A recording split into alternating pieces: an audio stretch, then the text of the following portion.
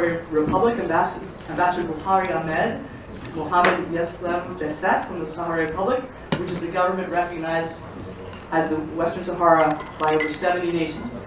I also want to recognize my friend Michael Beer of Nonviolent International. Michael and I have led protests in front of the Moroccan embassy, and today's speaker was being prevented from going back home. In fact, John Bolton, Ambassador John Bolton, joined us in one of them. I also wish to recognize a new friend, Nebat Ahmadi, who founded the Darfur Women Action Group and is an internationally recognized human rights activist. Ahmadi was over here. We're really honored to have you with us today. It's very fitting for us to have so many friends from Algeria with us because the lecture today is given to recognize the efforts of a Muslim leader who embodies the spirit of the great Algerian Amir Abd al-Qadir. The Emir was a scholar and intellectual, a devout Muslim, a freedom fighter, and a great leader and humanitarian. Not many people know about this great man, but like our speaker today, he maintained respect for human dignity despite the horrors committed against his people by those who invaded his country. For Abd al-Qadir, it was the French. For Amanatu Haidar, it's the Moroccans. Amir Abd al-Qadir led the Algerian Muslims in their resistance from 1830 to 1947. Despite his people being massacred and burned alive by the French, he ordered that no prisoner that his army captured be harmed in any way. And furthermore, in respect for their religion, he ensured they had access to Christian priests while they were prisoners. As the author of True Jihad, John W. Kaiser wrote, over 100 years ago, before the signing of the Geneva Convention, the Emir demonstrated the meaning not only of the rights of prisoners, but also of the innate and inalienable dignity of the human being, whatever his or her religion. When the Emir was exiled to Syria, he saved the lives of up to 15,000 Christians when his followers protected them from an anti-Christian uprising. The French, his former enemies, gave him the Legion of Honor, while Pope Leo IX, President Abraham Lincoln, and Queen Victoria all sent gifts of appreciation to him. With all the atrocities being committed in the world today, we need that same spirit of Abd al-Qadir. I've worked in human rights issues for nearly 30 years, and I have never met a more remarkable people than the Sahrawis of Western Sahara, or a more just cause than what they seek, the simple right to self-determination. Having been invaded by their neighbor, they have fought for 40 years for something that was first promised to them by Spain, affirmed by the International Court of Justice, and then promised once again by the United Nations in 1991. The Sahrawis have relied on the rule of law, the justice of their cause, and despite the atrocities and injustices committed against them every day by Moroccan authorities, they have worked through peaceful, nonviolent means to press their cause. And even furthermore, they have pledged that they would be good neighbors to Morocco. So this is a cause. It's not against Morocco. It's very pro-Morocco. It's pro-Maghreb. It's pro-freedom. It's pro-advancement in that region and the end of this unjust and illegal occupation of Western Sahara. Every day, Sahrawi human defenders are in constant and terrible danger in Moroccan-occupied Western Sahara, which is why that area is known as one of the world's worst regions in the world. It is very fitting that today we have with us one of the most known and most admired Sahrawi human rights defenders, Amantu Haidar, to give us the Abd al-Qadir lecture, as her noble actions reflect his same spirit. I'm very honored also to have with us from the Robert F. Kennedy Center for Human Rights, Kate Kelly, who is going to give the introduction of our distinguished speaker. Kate.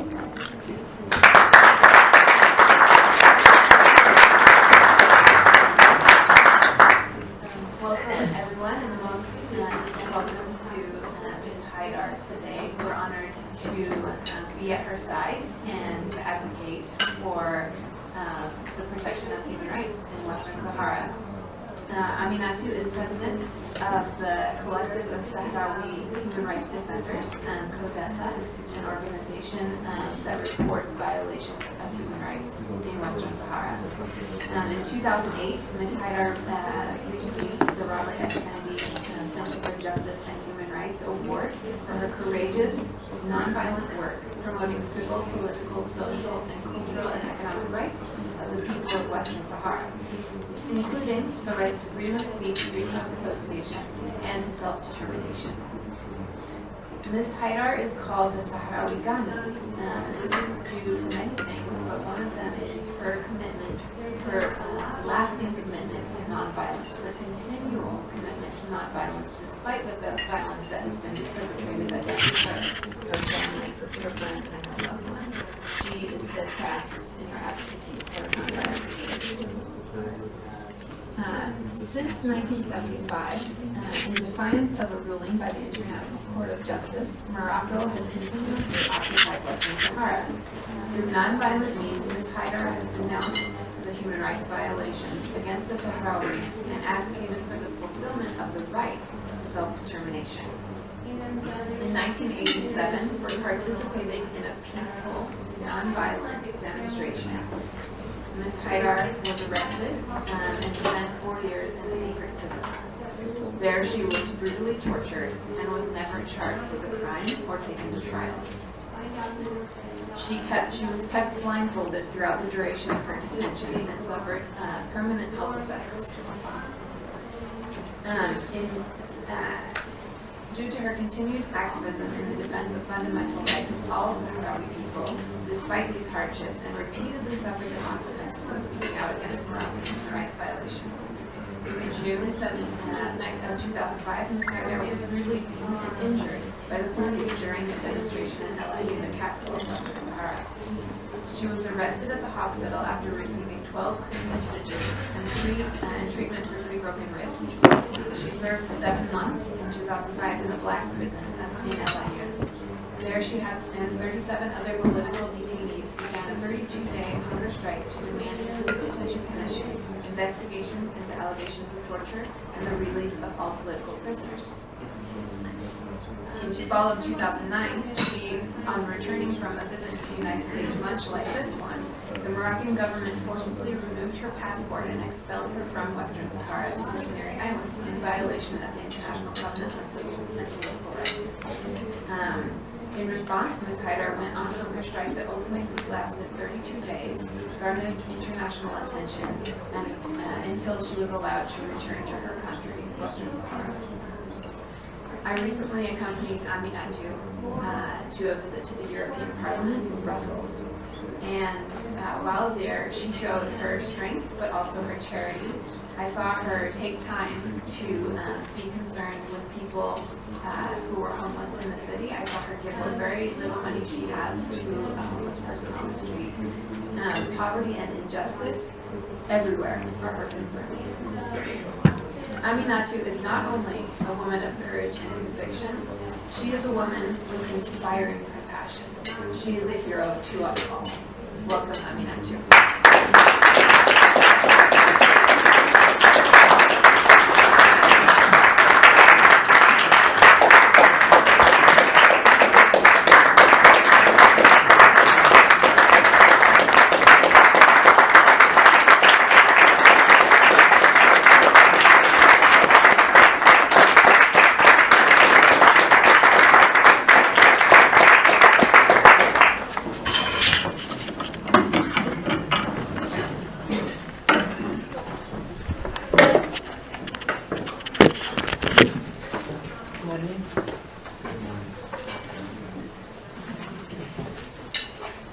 Mesdames et messieurs, honorables audience, tout d'abord,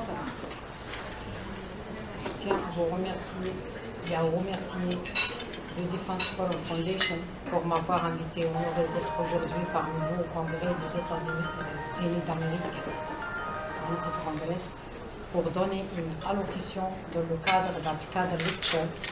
C'est une fierté pour moi de pouvoir s'adresser à vous de la tribune de ce lieu des débats démocratiques aux États-Unis d'Amérique, pays que sa révolution était parmi les premières dans le monde à avoir affirmé formellement le droit des peuples à disposer d'eux-mêmes, affirmation qui s'est transformée au XXe siècle en règle du droit international. Ladies and gentlemen, dear guests, first and foremost I wish to thank the Defense Forum Foundation for having invited me and given me the honor to be today amongst you in the United States Congress to make a speech in the framework of the Abdelkader lecture.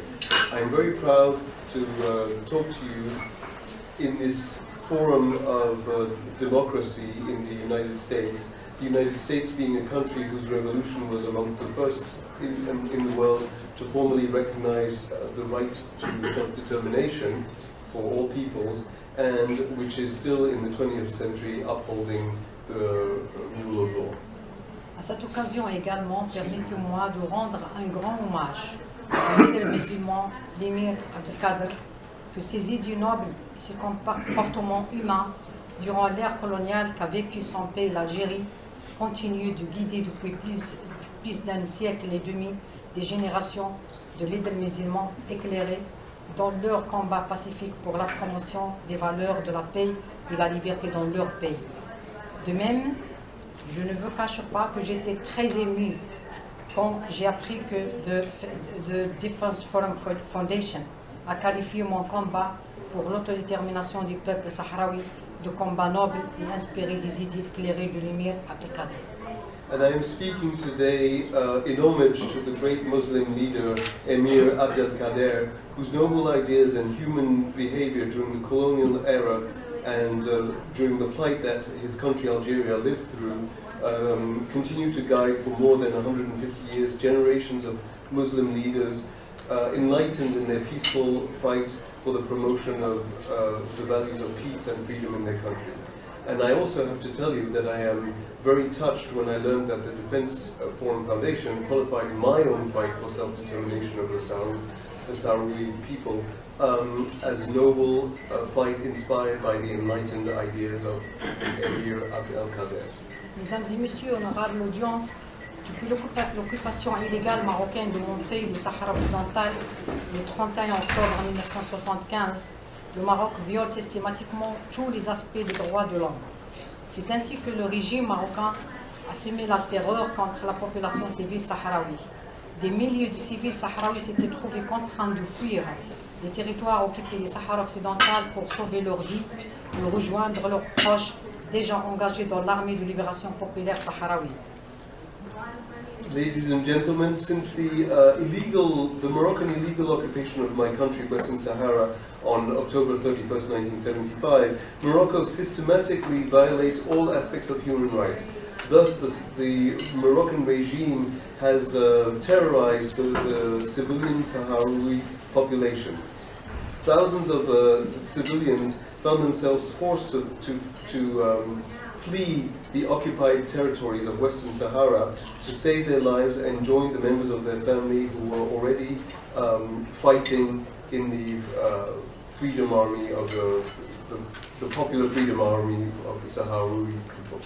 Durant leur marche dans le désert, particulièrement nocturne, pour échapper aux patrouilles de l'armée marocaine, plusieurs civils sahraouis âgés ont trouvé la mort. De même, en l'absence totale de l'accès aux soins médicaux, plusieurs femmes qui allaitaient ont vu leurs nourrissons malades mourir. During their forced march through the desert, and they had to march at night to evade the patrols of the Moroccan army, several elderly Sahrawi civilians died. And because there was no medical care, several women who were breastfeeding had their babies fall sick and die as well. Leurs campements provisoires détectés par l'armée marocaine ont été bombardés par l'aviation marocaine par les bombes interdites, à savoir les bombes de napalm, le phosphore blanc et les bombes à fragmentation. Their provisional encampments were detected by the Moroccan army, and they were bombed by the Moroccan air forces using band bombs, that is to say napalm bombs, bombs using white phosphorus and fragmentation bombs. Des dizaines parmi ces civils sahraouis ont succombé à leurs blessures. Dozens amongst those civilians died due to their wounds. D'autres continuaient de vivre avec des séquelles corporelles graves et irréparables. And others continue to live with these wounds that are still severe and that will never fully cure. Les rescapés parmi eux vivent depuis 38 ans dans des conditions difficiles au camp de réfugiés sahraouis à Tindouf, en territoire algérien. And those that made it to the end have, for the last 38 years, lived in difficult conditions in the refugee camps for the Sahrawi in Tindouf, in Algeria. C'est ainsi que le peuple sahraoui s'est trouvé déchiré. So this tore the Sahrawi people in two. Pour les civils sahraouis n'ayant pas pu fuir les territoires occupés des Sahara occidental, ils continuent toujours de vivre les affres de la répression féroce pratiquée par le régime marocain. As for the Sahrawi civilians who were not able to flee the occupied territories of Western Sahara, they still continue to live under the strong repression of the Moroccan regime.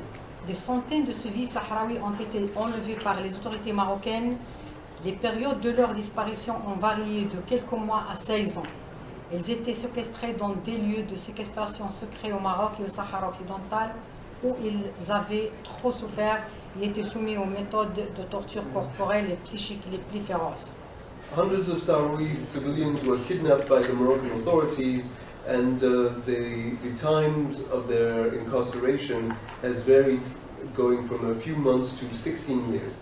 They were sequestered in secret places in Morocco and in Western Sahara, where they suffered corporal torture as well as mental torture. Des dizaines de civils sahraouis enlevés étaient même décédés sous la torture, alors que le sort de 526 Sahraouis enlevés depuis les années 70 demeure toujours inconnu. Dozens amongst those kidnapped civilians died under torture, and we still don't know the fate of 526 amongst them who have been kidnapped since the 70s. Le Maroc continue toujours de commettre des violations et atteintes aux droits de l'homme à l'encontre des civils sahraouis, aussi au vu de la mission des Nations Unies pour l'organisation d'un référendum au Sahara occidental, connu comme MINURSO, présente au territoire non autonome des Sahara occidental depuis la date de la proclamation des cessez-le-feu au Sahara occidental le 6 septembre 1991. Morocco continues to commit these violations to human rights, this under the oversight of the Mission for the United Nations for the organization of a referendum in Western Sahara, which has been present in the non-autonomous territory of Western Sahara since the date of the ceasefire in Western Sahara, that is to say since September 6, 1991.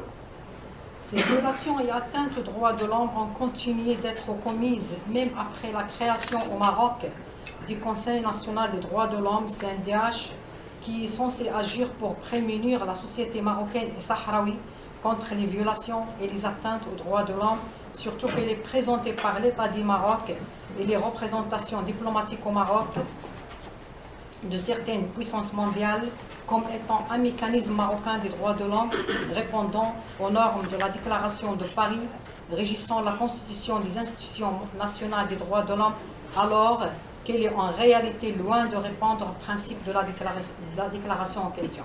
These violations to human rights have continued to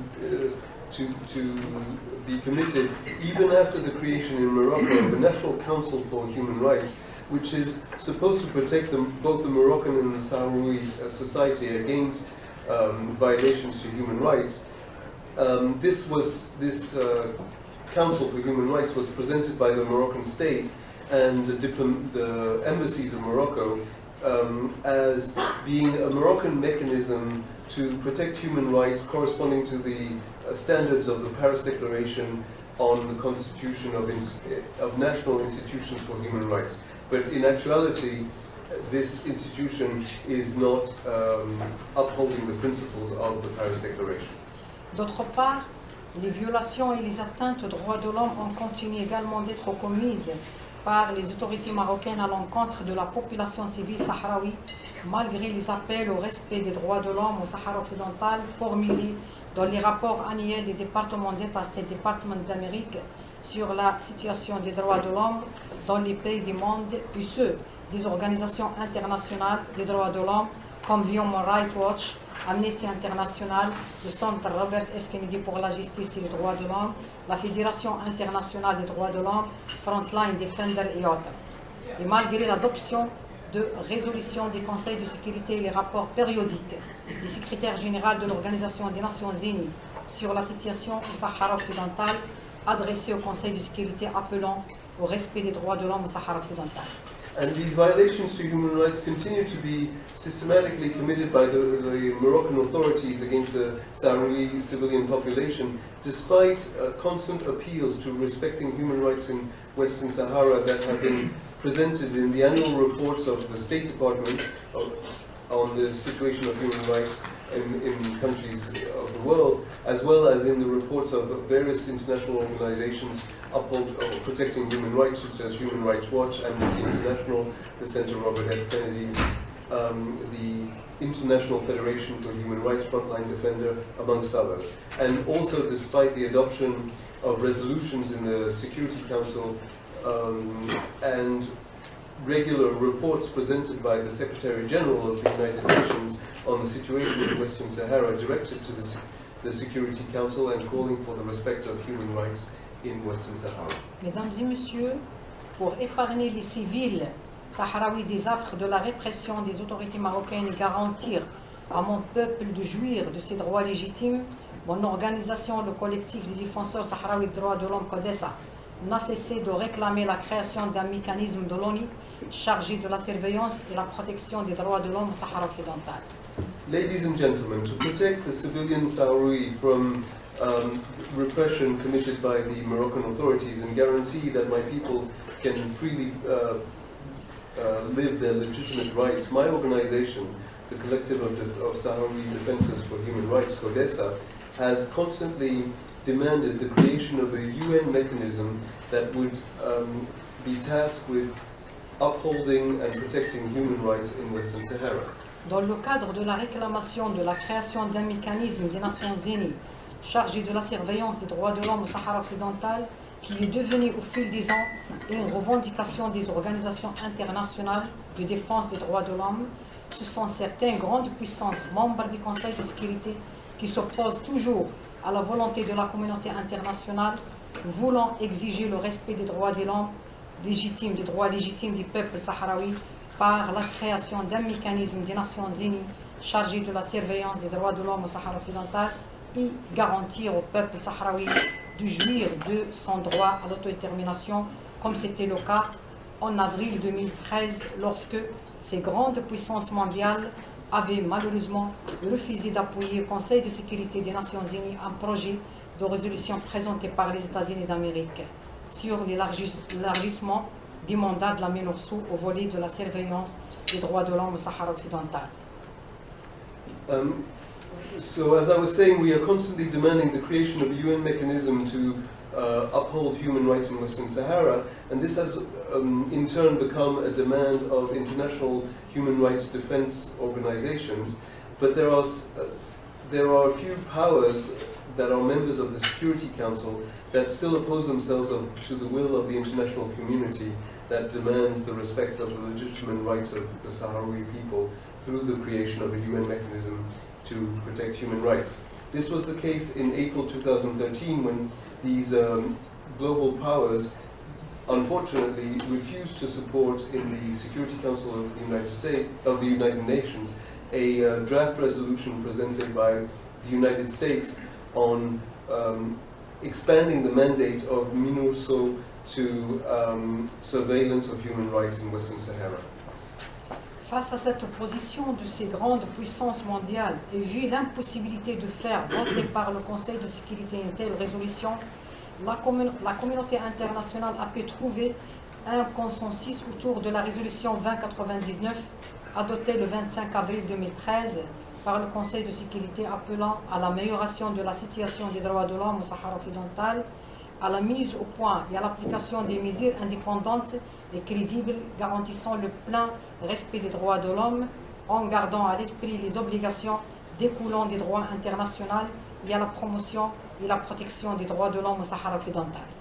And faced with this opposition from these international powers, the Security Council could not pass such a resolution, and therefore the international community did find a consensus on Resolution 2099, adopted on April 25, 2013 by the Security Council, which appealed to improving the human rights situation in Western Sahara, designing and implementing independent and credible measures guaranteeing the full respect of human rights, keeping in mind the obligations stemming from international law and the promotion and protection of human rights in Western Sahara. Malgré l'adoption de cette résolution du Conseil de sécurité, le Maroc récidive et continue toujours de violer les droits de l'homme les plus fondamentaux au territoire occupé du Sahara occidental. Despite the adoption of this resolution by the Security Council, Morocco continues to violate the most fundamental human rights in the occupied territories of Western Sahara. Ces violations et atteintes des droits de l'homme commises par l'État marocain à l'encontre des civils sahraouis constitue d'une part la preuve concrète de la non-amélioration de la situation des droits de l'homme au Sahara occidental, contrairement aux termes de la résolution 2099 adoptée par le Conseil de sécurité. Il y a ce qui stipule les engagements du Royaume du Maroc, notamment la mise en œuvre des recommandations rendues par le Conseil des droits de l'homme des Nations Unies, formulées en 2008 dans le rapport du groupe de travail sur le rapport périodique universel du Maroc, et contredisent d'autre part les dites avancées dans le volet des respects des droits de l'homme exposé dans le rapport périodique universel 2012 du Royaume du Maroc. These violations to human rights committed by the Moroccan state against the civilian continue to be the concrete proof of the non-improvement of the situation of human rights in Western Sahara. This contrary to the stipulations of Resolution 2099 adopted by the Security Council and the commitments by the Kingdom of Morocco, amongst others, in the implementation of the recommendations of the UN Council for Human Rights of 2008, presented in the framework of the report on the working group on Morocco, and also in contradiction to what is presented in the 2012 report on the Kingdom of Morocco. Même après l'adoption de cette résolution du Conseil de sécurité concernant le Sahara occidental,